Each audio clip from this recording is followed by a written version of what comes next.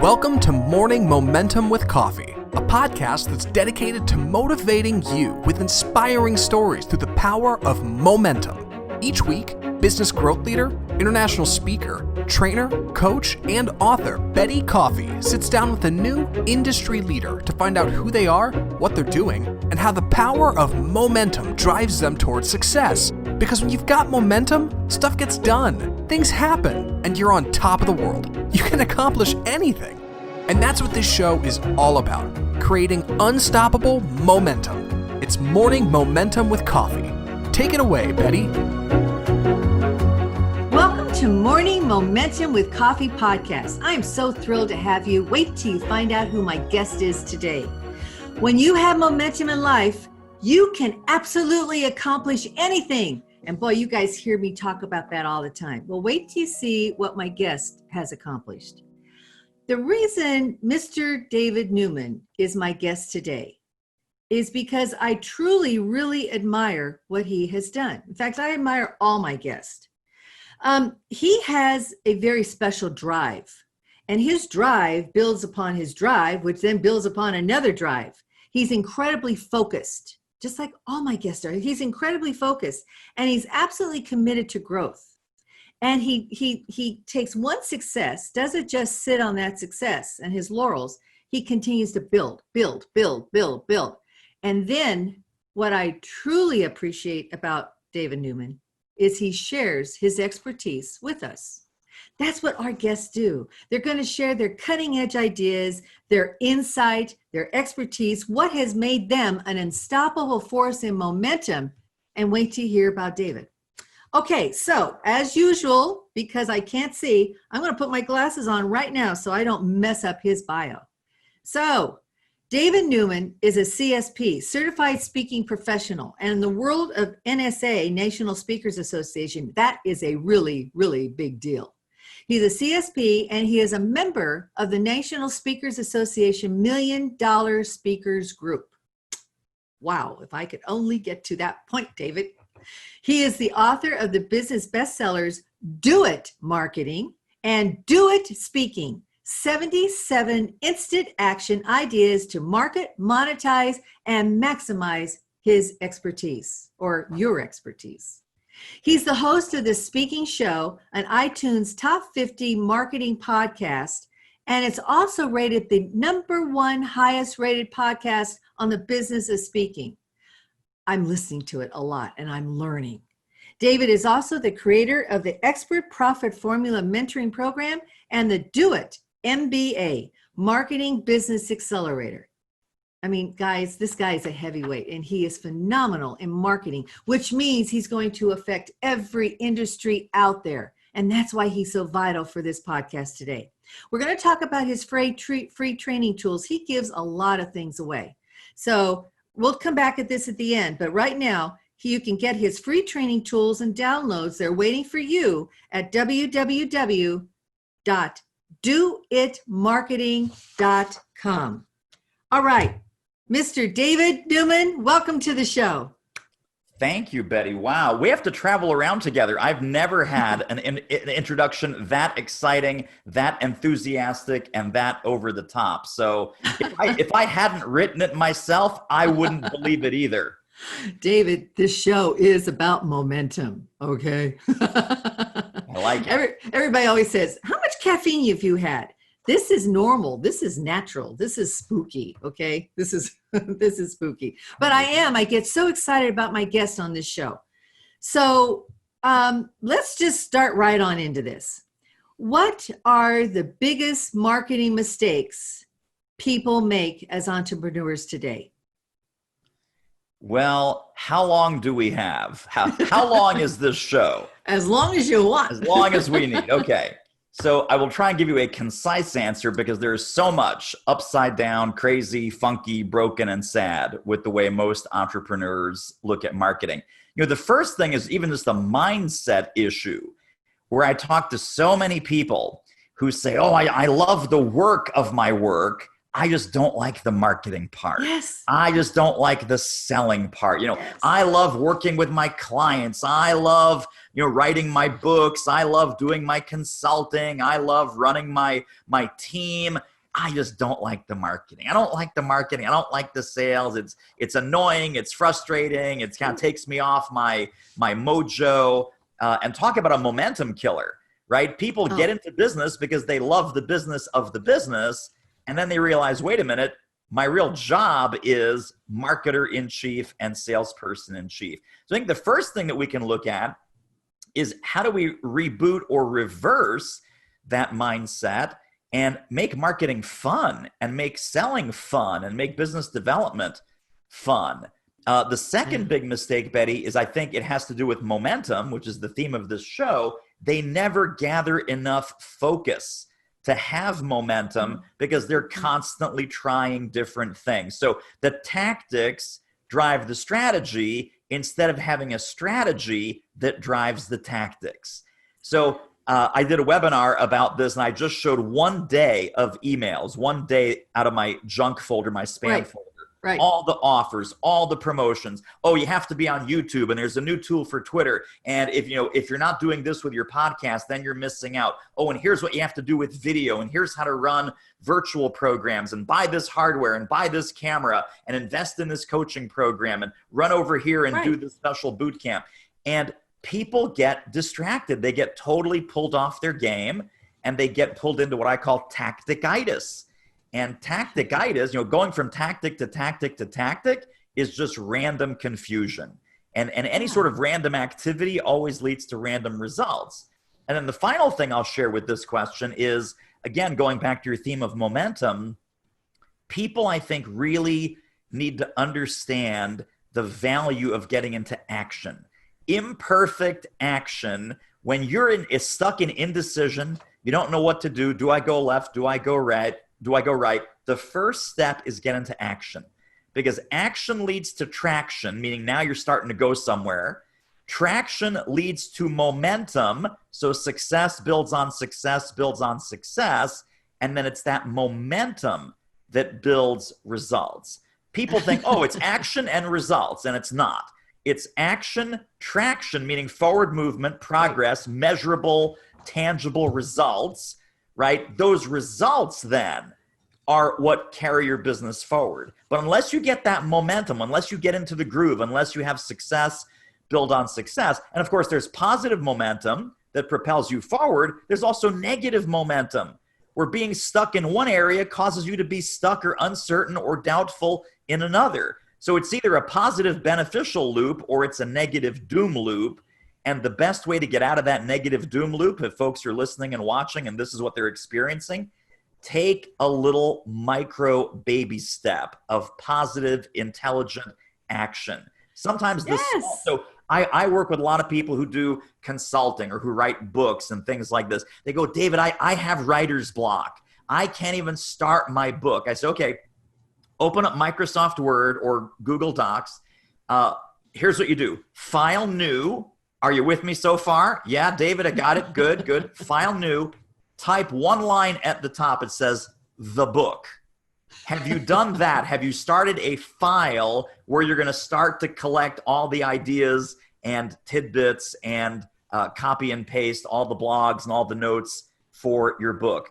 They go, no, I didn't think about doing that. That one little action step of file new, top of that document, the book. You have now started your book. That's right. Take a similar micro baby step in any area of your business or your life. If you want to lose 20 pounds, open up that same Google document and say food log or weight chart or whatever. I'm now going to start to track it because I can't control a number that I cannot see. I can't control the number that I don't track. And you can do this with your revenue. You can do this with any hobby, any pursuit, professionally, personally, in your civic group, in the community, whatever change you're looking to make, it starts with a baby micro step of action. I love it. You are hitting on so many of the things that I talk about when I talk about momentum. You use the word traction. I use the word inertia. It just those little baby steps. That's all you got to do. Just take those little baby steps and it gets going. It gets the action going. It gets your mind in the right spot. You're building the energy. You're building the inertia and boom, boom, boom. You have a successful, you've done something successfully. and that leads to something else that's going to be successful and something else. And then da, da, da, da, da. I just love that. Yes. I'm sitting here saying, yes, that's momentum. I'm on board the momentum train. Okay. So boy, what you said hit me really here because, marketing is, I don't know. So many people think that marketing is tough. That's number one. And then number two, you're right. You start thinking, okay, well, I got to start getting some marketing. But then there's all these people and programs and tactics hitting you. And it's an expensive little venture. And you don't know which one's really going to work. And it can get very, very frustrating. And then it's almost like you start believing, well, I'm pretty awesome. Can I just skip marketing? Can I just forget it? I mean, won't people just find me en natural? Won't they just find me? I wish that were the case. I wish that were the case. But that's another popular myth, right? Is that I am so good and my clients love me and I get referrals and I get repeat business and I am just so fantastic. And that, by the way, all of that could be true. All of that is completely legitimate if that's your experience and that is in fact true. But think about proactive outreach, marketing, sales activity versus reactive. So when you're sitting there going, I am awesome, I am amazing, I am incredible, I have an incredible word of mouth, my clients love me, my clients refer me, I get all this business coming in the door. What if one day that stops? And I think this whole COVID-19 situation has really brought that to light. Yes. Because when that influx of just kind of magic inbound activity stops and you've left your proactive outbound marketing and sales muscles to atrophy, that now they're totally deconditioned, they're totally weak, there's no more muscle fiber there anymore, you're like, holy smokes, what do I do now? So the mantra is, target what you want, and you can always take what comes. People sometimes forget the first half of that, Betti, and their business is, I'm just going to take what comes. I'm just going to take whatever comes in the door. Client drops out of the sky. Old client comes back, wants to do another project. Someone drops in out of the blue. I get a referral. That's nice. All of those things are awesome. And I get referrals, and I get people dropping out of the sky. But to me, that is gravy. That is not the meat. That is bonus, right? Where my meat is and where everyone's meat is going out and pursuing new opportunities, new clients, new prospects, new relationships, open new doors with people who need exactly what it is that you do. And if we don't do that, they will not be the path to your door. Better Mousetrap still needs to be sold. Yes. So it's market what you want. Say that sentence one more time. Target what you want. So specifically target and pursue the kind of business, the kind of client, the kind of customer that you want, and you can always take what comes. So don't worry about what comes in the side door, what comes in the back door. That's going to come anyway. And but stop relying on it. Too many people do that too. Okay, so what if I'm a person, an entrepreneur that just loves my business? I get great satisfaction out of it. I just love what I do. But in all honesty, David Newman, I hate the sales and I hate the marketing part that I have to do. It's really tough for me. How can we help people out there get more comfortable with this? I'm going to relieve everyone of all of their marketing responsibilities, despite what I just said a moment ago. I'm going to relieve everyone of all their sales responsibilities.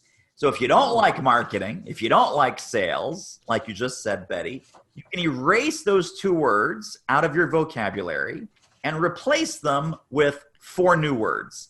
The 4 new words are offer value and invite engagement.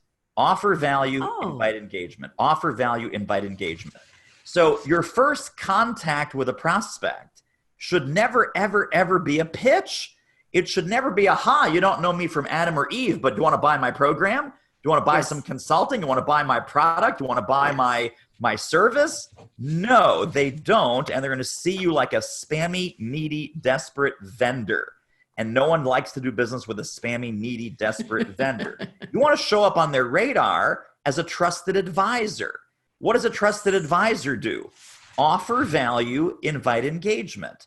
So find something relevant to that executive, that entrepreneur, that company. Approach them initially with, hey, this just came across my inbox. You're in the industry that I serve. I thought this might be helpful. Feel free to share it with the team.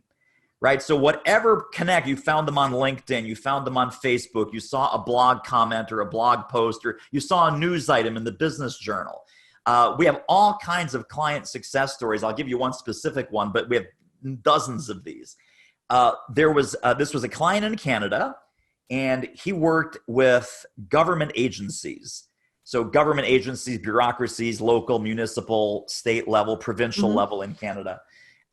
He came across a news item where the CEO of this agency was having all kinds of problems, and they merged with some other bureaucratic thing. Anyway, he reaches out to this other leader at 9:05 a.m. Says, hey, I just saw the story in the paper. This happens to be an area of my expertise. If you'd like to hop on a quick call to share some ideas for your exact situation, I'd be happy to do that. Here's my email. Here's my phone number. Let me know if I can help. 9:05 a.m. 9:07 a.m., 2 minutes later, he gets a response from that CEO. Wow. Says, can't do today. How about Monday at 10? They talk Monday at 10. 7 days.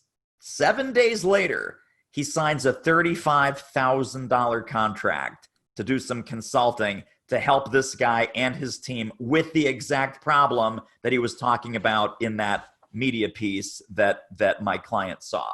So if you do the right approach, talk to the right people at the right time using the right language, and this trusted advisor, invite and connect strategy, offer value, invite engagement. Hey, here's an article that was offer value. If you'd like to book a chat about how to handle this with your exact situation, I'd be happy to chat with you. Invite engagement. Some will take you up on it. Some will not. Don't worry about it.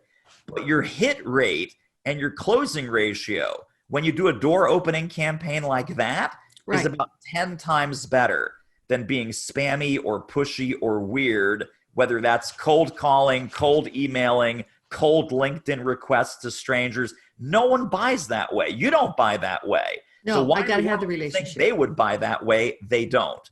Yes. So that is what I would do for folks that hate marketing and hate sales. Replace those 2 words with 4 more words: offer value, invite engagement. I love that. I thought you were going to tell me when I said, well, if I don't want sales and marketing, what's the 4 words? And I thought, you're out of business. No, it's not that bad. I'm just so happy you didn't tell me the 4 words are you're out of business. Nice. But you are so correct. You got to offer the value, but you got to develop the relationship and the trust and the authenticity.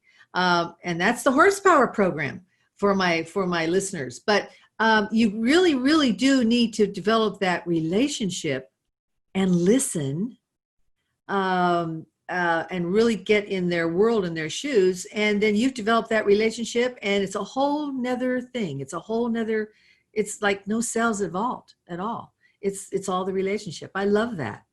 Okay, so talk to me about something else. What is the concept of the leadership platform, and why should I care about it as an entrepreneur? Yeah. So I think it's thought leadership platform is what we're talking about. Sorry. That's my little term for kind of your body of work, your area of expertise. So think of a thought leadership platform as if you were writing a professional autobiography, all the things that you're famous for saying. So if I'm talking to Betti, I'm going to ask Betti for all the Betti-isms. When I write out my thought leadership platform, it's all of the Newman-isms, right? All the things that you're known for thinking and saying. And these aren't just facts. These aren't like training tidbits. These aren't, these are more like a mantra or a philosophy or a manifesto, right? What's right with the world? What's wrong with the world? That this needs to be not just information, but this needs to be insight. This needs to be opinionated.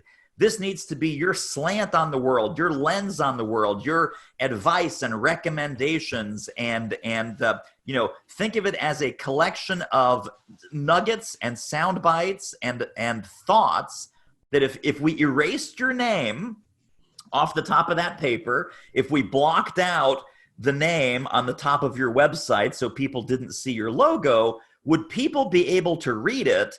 And through ongoing conditioning and repetition and this just becoming your thing, would people say, oh, wait a second, that's a Betti Coffey-ism? That I've heard Betti talk about that. She talks about that in her coaching programs. She talks about that when she speaks. She talks about that on the podcast all the time. I recognize that. That's a Betti-ism, right? Or that's a David-ism, or that's a Jennifer-ism, or that's a Zach-ism, or any of those things. Right. But it needs to be personally identified with you from a series of ongoing repetition, application, reinforcement, that you become known for believing these things, saying these things, having these perspectives, and so forth. So for example, I've written this Do It Marketing book. You'd think most marketing books talk about branding. I have a chapter in there called Branding is BS. Branding is a whole bunch of hooey and nonsense. So I'm known, a lot of branding consultants get upset with that. That's okay. I'm not here to please the branding consultants. I'm here to please my clients. And when I say, hey, have you wasted a lot of money on branding and logos and having these branding consultants come in and say, what kind of car are you? Are you a BMW? Are you a Jeep? Are you a Cadillac? And what are your brand colors? Are you hot like red and orange? Or are you very serious like navy blue and black? And all this, I mean, they spend tens of thousands of dollars on these moronic branding projects. And none of it makes a whit of difference if you're not clear on your business model, your service model, your revenue model, and your value proposition. But none of the branding people start there. They start with, well, what kind of song are you? You know, are you a ballad? Are you country and western? Are you heavy metal? It's true. Like, are you kidding me? You got to be kidding me. So sometimes it's not only about things that you're for, it's about things that you're against. Right? So if you're passionately for something in this thought leadership platform or this manifesto, there also has to be an enemy. There also has to be something or some principle or some concept that you're against. Even big, large companies have great success with this. You remember, Betti, Salesforce.com. Oh, yes. When they first came out, their whole thing was the big Ghostbusters symbol with the slash through it saying no software. This is software that lives in the cloud, nothing to install, nothing to update. Every other customer relationship management package, Act, Goldmine, these all had to be installed on your computer, and they constantly had to be upgraded. When Salesforce was new, now, of course, most CRM software is in the cloud, but their logo is they still use the no-go, no software because that is just so burned in people's memory. That's what they were against. It wasn't about ease of use, quick to upgrade, maintenance free. Yeah, all those things came, but they were for those things, and they were against ever having to install software on your computer ever again. I love that. You just brought me back to the past there, and I remember that, and that has stuck in my mind. I haven't thought about that for a while. So these isms, these things, these thought leadership platforms that we subliminally get our clients to continue to see and to believe in and relate to, and oh, yeah, that's David. Oh, yeah, that's Betti. How does that reignite my business? Because I'm sitting here thinking, okay, what would mine be? Well, Momentum Mojo would be one of them. Or in the horsepower program, Ride Every Stride. Well, that would be another one, okay? Yeah. So how would those isms reignite my business or anybody's business once they have their isms? The first thing is every time you go to the marketplace, any market-facing, prospect-facing, lead generation opportunity, online, offline, LinkedIn, Facebook, blog, video, webinar, phone call, it's a consistency of messaging, consistency of packaging, consistency of positioning. If you look like, sound like, and act like every other accounting firm, if you act like, look like, and sound like every other management consultant, if you look like, act like, and sound like every other professional speaker, you're dead. You're just dead. I call that Samolamo Syndrome. And by the way, Samolamo Syndrome is another one of my little thought leadership platform Newman-isms. When people hear Samolamo Syndrome, at least people in my very limited little audience here, like my little universe, right? They go, "Oh yeah, that's David." That's a David. Here's how you know it's working. Sometimes we get quoted, sometimes we get misquoted, sometimes people steal our stuff and don't attribute it back to us. I have had people say, I heard someone else talk about whatever it is, Samolamo speaker syndrome, if someone else stole at some point, offer value, invite engagement. So it's funny, I went to this person's website, and she was a client, so I knew she stole it from me, sadly. Anyway, on the website, it says, well, as the old marketing saying goes, offer value, invite engagement. And I wrote her an email and I said, it's not as the old marketing saying goes, it's as my marketing consultant, David Newman, always says, and has repeatedly written about, blogged about, Facebook Lived about, webinared about, videoed about, YouTubed about, right? So I said, dude, you can't do this. You have to change it. And she was mortified. And here's what I did. Here's how you know you have these out there in the marketplace. I Googled, in quotes, those 4 words: offer, value, invite, engagement, because I wanted to check myself. It's like, who knows? Maybe I stole it from somebody and didn't even know it, right? I'm not perfect. Right. I'm in the mix. I'm absorbing all this information constantly. Right. Every single reference, when you Google offer, value, invite, engagement, points back to me. So whether I stole it or appropriated it or whatever, if there is an original, and I'm pretty sure there's not, but if there is an original, I'm on the first 3 pages of Google results. So I showed this to her. I said, I don't want to be a jerk. I don't want to make you feel bad.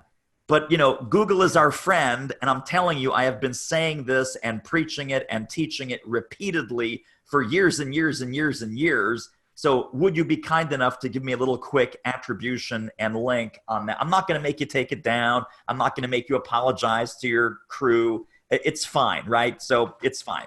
But the point is, that's how you know you have a thought leadership platform, a nugget, a Betti-ism, if you will. People want to swipe it. Well, people either they want to swipe it, or when you Google it, all those Google results point back to you. Yes.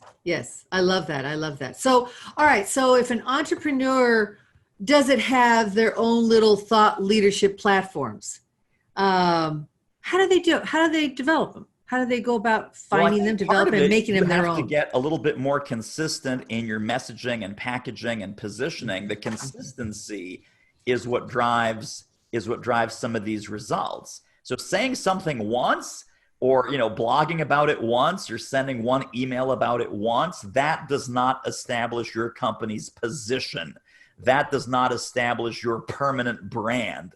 Doing it repeatedly in all media at every opportunity, within reason, like when you're talking about that issue, that's when you bring in that philosophy or that mantra or that guidance, right? That's when you drop that. Sometimes I also call these bumper stickers or fortune cookies. Now, those are not part of my thought leadership platform, because everybody talks about have the inner bumper sticker. And if this were on a fortune cookie, what would it say, right? So think of it in those terms, but it needs to be part of the oxygen and part of the ecosystem around your company, around your brand, and around you personally as the thought leader and the face and voice of that brand. You just gave me, wow, David, I got to send you a gift package. You just gave me a great idea. I'm not kidding here. In my horsepower presentations, I always open it. I walk on the stage. I always open it up. David, and pick somebody in the audience. David, what's under your hood? Zach, what's under your hood? Mary, what's under your hood? And then a Bugatti Veyron pops on in the screen behind me. This is the fastest car on the road today. It's 0 to 6 in 2.4 seconds, 0 to 60 in 2.4 seconds. It's built like an airplane. Each tire in the car is $3,000. The total price tag on the car is $3 million. Is that truly horsepower, or is what you have under your hood horsepower. So you just gave me a new one, because if I had a bumper sticker, which would be perfect on a car, by the way, what's under your hood? And then the horsepower thing. There you go. Whoa, I love that. Oh, everybody, watch out. Okay, blog me, find me, text me, subscribe, and you will get a what's under your hood bumper sticker. I love that. Wow, I love that. Light bulb. Okay. I love it. So let me ask you a question. What are for the experts out there, the people that this is not their first rodeo, what are the top 3 marketing strategies for experts? Sure. I'm a big believer that you want to invest your time, effort, energy, money, focus, momentum in 3 different areas. Mm-hmm. And I call this a 3 PR strategy. And it's 3 P's and the letter R. So 3 PR stands for personalized professional public relations. Now, this does not mean traditional public relations like press releases and talking to the media. This is your personal professional public relations. What this means is 3 legs of this stool. Leg number 1 is publishing. And I don't mean publishing a book. I mean publishing content, writing content. Could be something as simple as a LinkedIn post. Could be something as simple as posting on your blog once a week, 2, 3, 4 times a month. Could be something as simple as putting out an email newsletter that goes out every week to your fans and subscribers, no matter how few or how many you have. Publishing builds your credibility. Publishing says this person knows what she is talking about. This person is putting valuable ideas in the marketplace in a tangible form that other people can see evidence of their expertise. Mm-hmm. So that's stool number 1. That's leg number 1 of the 3 PR stool. The second leg is speaking. And obviously, when we can do face-to-face speaking, that is great, but I'm talking about all forms of speaking. I'm even talking about the form of speaking that Betti and I are doing right now. So have a podcast. That is a speaking strategy. Be a guest on other people's podcasts. That is a speaking strategy. Start getting into webinars. That is a speaking strategy. Start doing Facebook Lives. Live streaming is a speaking strategy. Start populating your YouTube channel. That is a speaking strategy. If you are using your voice, like right now, Betti and I are using our voices, our energy, our enthusiasm, and our ideas, we are speaking, and hundreds or thousands of people will listen to what Betti's saying, what Betti does in her programs. They're getting exposed to me, and they're hearing my ideas like, hey, this guy doesn't sound like that bad of a dummy. Maybe I can connect with him and download some free stuff from him. So these are speaking strategies. A speaking strategy is going to grow your visibility.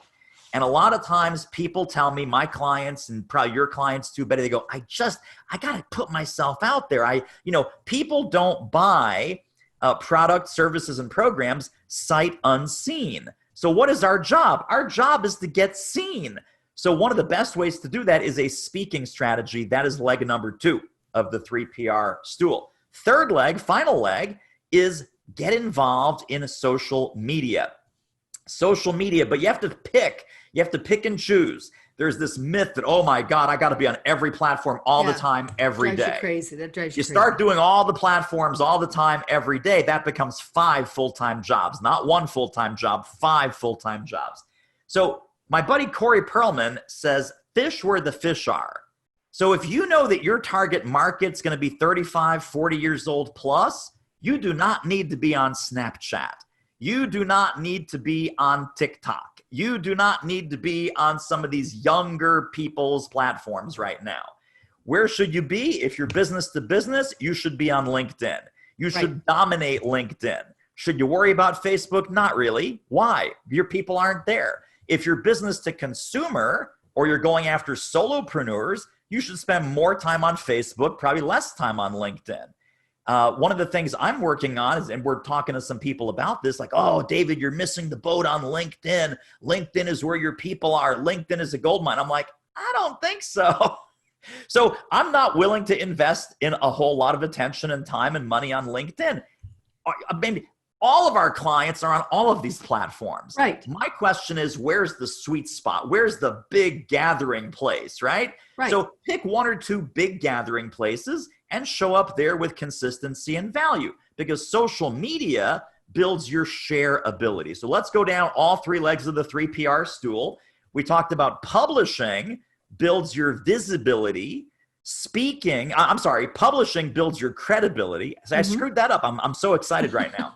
Publishing builds your credibility. Right. Speaking strategies like this one build your visibility. And social media, owning one or two social media platforms where your folks are already gathering, that builds your share ability. So think about, in your business, wouldn't you be tremendously further down the road if you had major credibility, visibility, and shareability? You do those three things with the publishing, the speaking, and the social media, and you do it in a focused way that's manageable and easy and effortless and fun for you, you will totally dominate. Those three strategies will take you very, very far. I love that. You have just given me and our audience a doable objective. I mean, this is all doable. It's making sense. It's not like something up there that you have to go spend thousands and thousands of dollars to do. This is a doable thing that we can do here. I love it. And it makes sense. Great. I'm so happy you're my guest today. All right. So how often, and this is the other thing about marketing, how consistent do you need to be? How often, how many, in other words, if you work really, really hard and bust your rear end and really put everything out there for a couple months and then say, hey, I want to take some time off. I want to enjoy the fruits of my labor. Can I take a break? Can we take a break? Not really.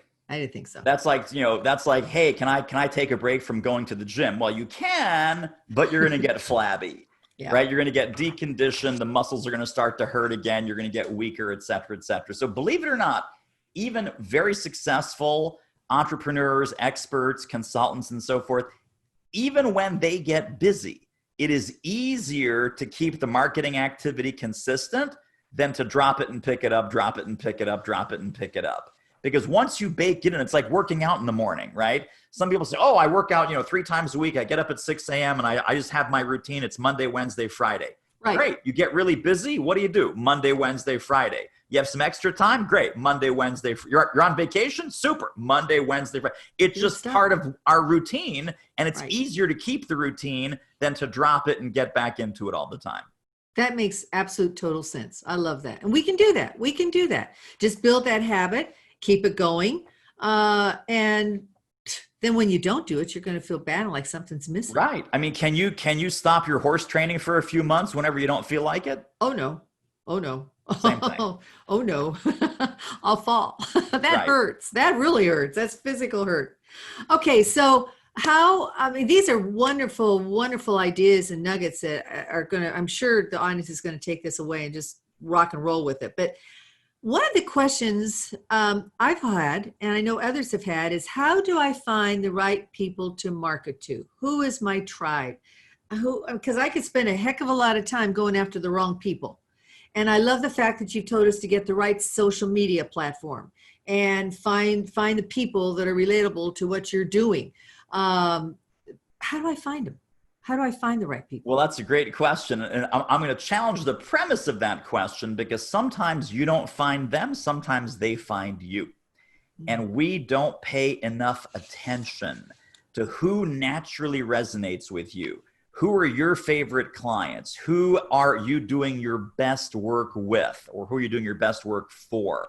What projects and what types of people just light you up? We're like, what was the most fun client or the most fun project that you've ever had? And then the question is, because I will sometimes say this to my clients, and I'm sure people listening in the expert and consulting space have said this to their clients, they will just come off a really great experience.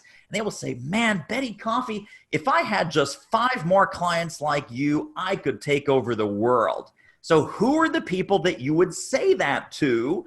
Because sometimes the best way to make that decision is find 1 or 2 or 3 clients that you would love to clone, that you would love to say, man, she was so awesome, or this company was so great, or that project was so perfect for us. How do we get more of those? And then the question becomes, you answer that question, well, how do we get more of those? First thing you might want to do is go back to that person, go back to that company, go back to that decision maker and say, hey, by the way, where do people like you hang out?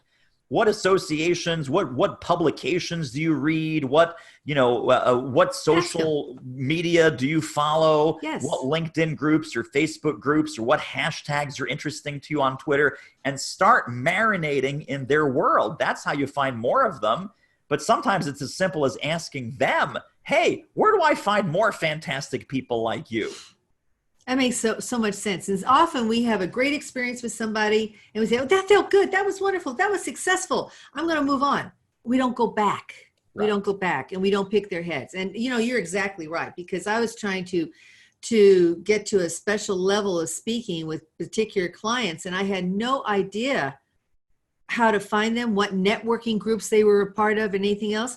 And finally, just one day I said, tell me about where you hang out and where I can find your clones and people like you. Right. And they were flattered, and they also gave me the information. It was all I had to do was ask, isn't it? Oh my gosh. Okay. So this has been fantastic. Now I want people to also understand your programs. You have phenomenal programs, and I'm really going to encourage at the end of this podcast that people go out and look at your programs, but kind of give us an overview of how you got to this point, what's your because you've got a lot of them out there and they're very, very valuable. So give me an idea of your programs and how they differentiate and the value of them towards our audience. So thank you for asking. I started my business in 2002, made literally every mistake in the book, and I made the good ones twice. And I was so lost, so confused, literally hit every dead end, every brick wall, fell into every manhole cover. So, people go, are you sure this is the guy we should be learning from? Because I don't know. So here's my pattern over the last 18 years. Screw up a lot, make a lot of mistakes, figure some things out. Once I figure it out, study it like a maniac, perfect it in my own business and with clients, make a ton of money with it, and then take that same exact strategy and turn that around and teach it to others. So when I started to get very successful in my own training and speaking business, the first program that we created was called the Speaker Profit Formula. And that was about 8 years into that process. It wasn't like I figured it out on Tuesday, I started selling it on Thursday. It was 8 years of, okay, now I've got it figured out. Now I know how to make money with this thing. 8 years of School of Hard Knocks, success, failure, big success, big failure, you name it. 8 years in, I said, okay, now I feel qualified that I can teach this. Super. Then we started doing webinars in 2013. Made a crap ton of money with webinars.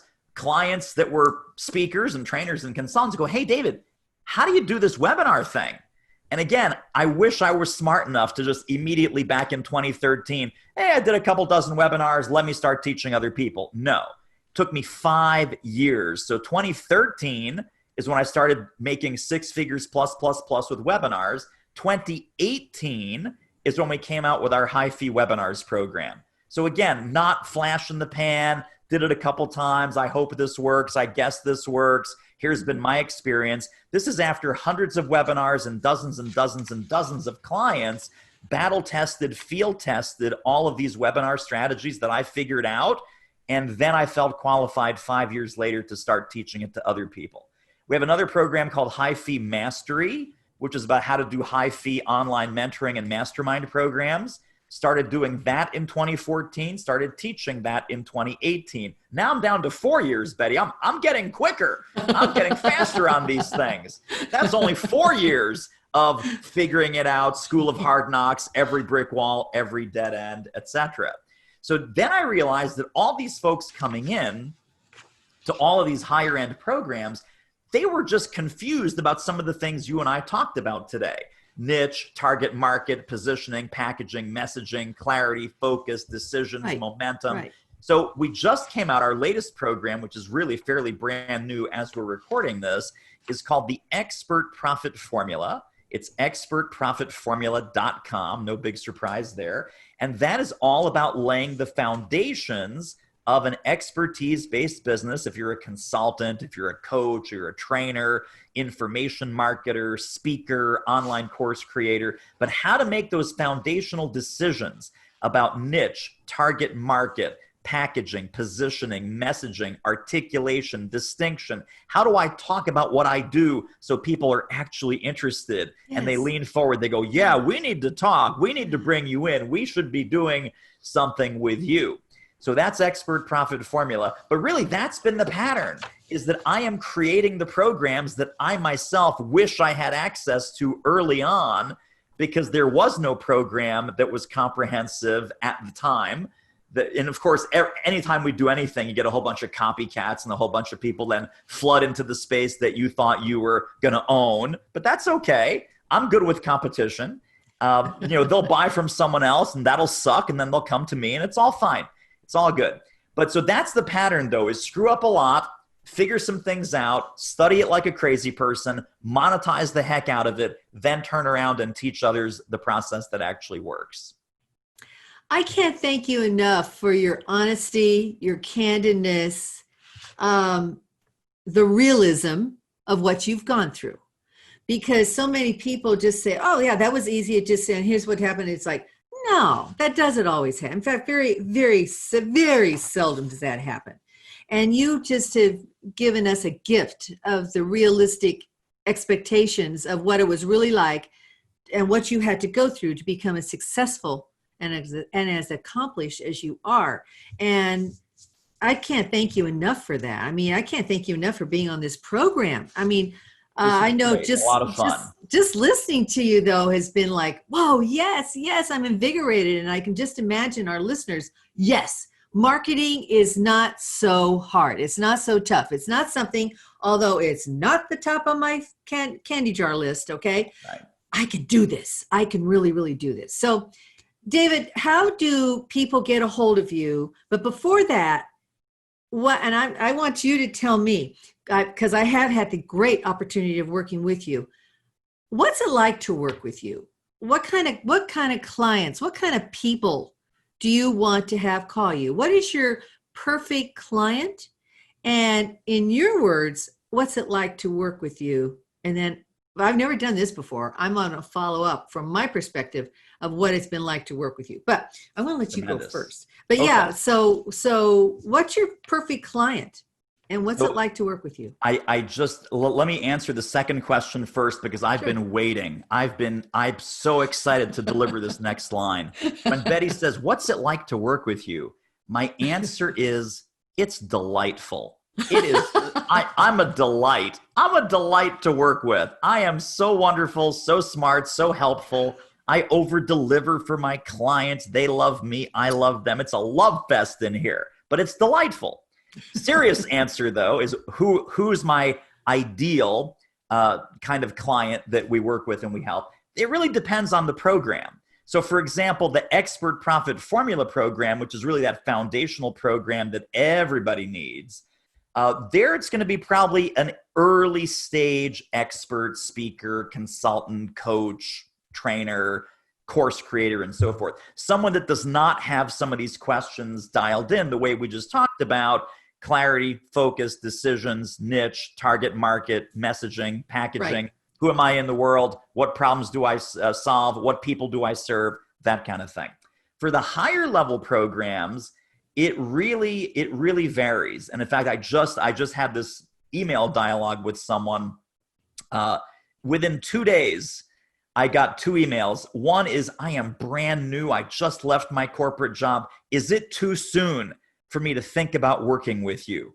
And then I just signed on a 25-year veteran Hall of Fame speaker from our National Speakers Association family. And they said, well, you do work with advanced people like me too, right?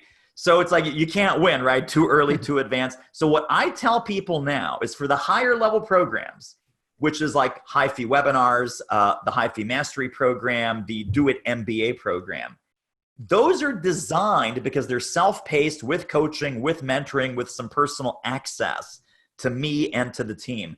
They're designed for people that are at day 0 to year 40. And that's been the range of alumni. And that's even the range of our success stories. People that literally just left the corporate world yesterday. Today is day 0 as an entrepreneurial expert, thought leader, consultant, coach, mentor, trainer, speaker. Day 0 all the way to 40-year plus veterans, people of doing consulting for 40 years, people that have been doing speaking or training for 40 plus years. Now, the sweet spot, of course, is going to be somewhere in the middle, right? Those are the two extremes, someone who's brand new and someone who's super seasoned. But I would say, anywhere from most of our clients are kind of 3 to 15 years in the business, but they're at a turning point. And if they weren't at a turning point before, this whole coronavirus thing has caused a turning point in their business or in their marketing or in their packaging. And they're looking for the structure and the guidance and the accountability and the mentorship to make that pivot and make it quicker, faster, smarter, and safer than they could on their own. That's my answer. I love that answer. Okay, audience, do you... What's the real deal? Let me give you Betty's version of what it's like to work with David Newman. He's the real deal. He is the real deal. There's, this isn't my first rodeo. I've been around the block. I was in corporate America for over 30 years, working for a lot of different Fortune 200, 100, whatever companies out there during the good times and during the challenging times. And so, I've been through a lot of programs. The thing I love about David Newman is that what you see is what you get. You're going to get a lot of information from somebody who has come up from the ranks and has made the mistakes, has made a couple mistakes, have fallen on their knees, dusted off, got back up and said, how can I even perfect this better? And so he's really been there. He's not a clone or a cookie cutter of somebody else. This is the real deal. That's number one. Number two, you have the unique ability, David, to take somebody who maybe is just beginning, who needs a little bit of calling, who needs a little coaching, who needs a little bit of, it's okay, keep this going. At the same time, you've worked with PhDs, very incredibly successful people in all different fields, healthcare, financial. It's just not speaking. I mean, healthcare, financial, manufacturing, industrial. So he has the ability, no matter what stage you're at, to identify what the problem and be able to work with you. Now, at the same time, you teach us to stand on our own 2 feet. You don't coddle till the end of the day, okay? It's like, okay, what is the question? Here's the answer. Here's what you do. You're sharing that knowledge, and then go do this now.